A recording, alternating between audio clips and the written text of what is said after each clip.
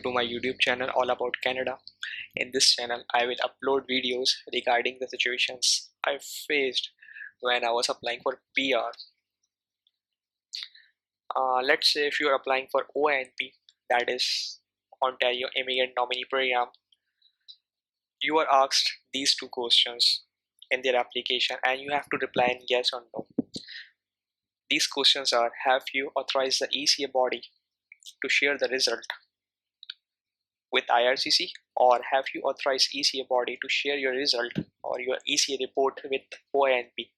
Guys, this is a very important step that you have to follow, and if you do not do that, chances are highly likely that your application might get rejected. It happened with many people in the past who forgot to follow this step, so make sure you do that. The steps are very simple, pretty straightforward. If you follow the video till the end, I'm sure that you will be able to share the report with Ircc and with OINP without any problem. I will discuss from start till end, so make sure you watch the video till the end. There is this WES dashboard. I will tap order duplicate Ircc report.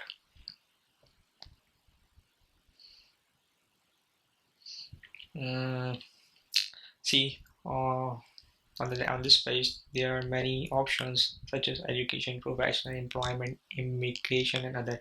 You just have to select the immigration, or in many cases it will be automatically selected. You just have to tap the next button, and here in the recipient section you have to add recipient, and that recipient is gonna be our OINP.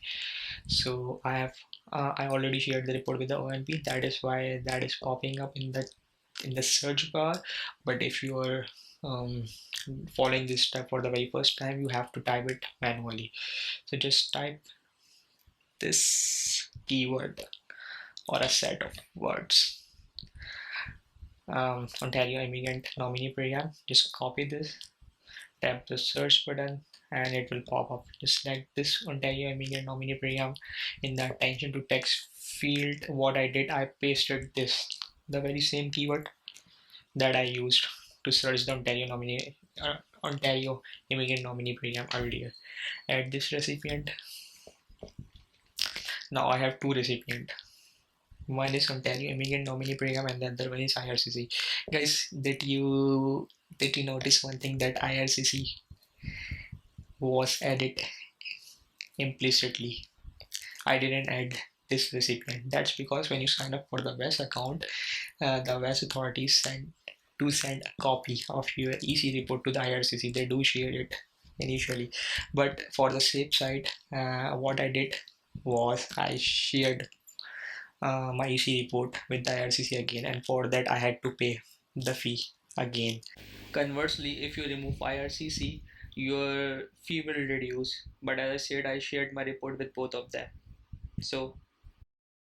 So after tapping the next button, you are asked whether you are a resident of Canada or not for the text purposes.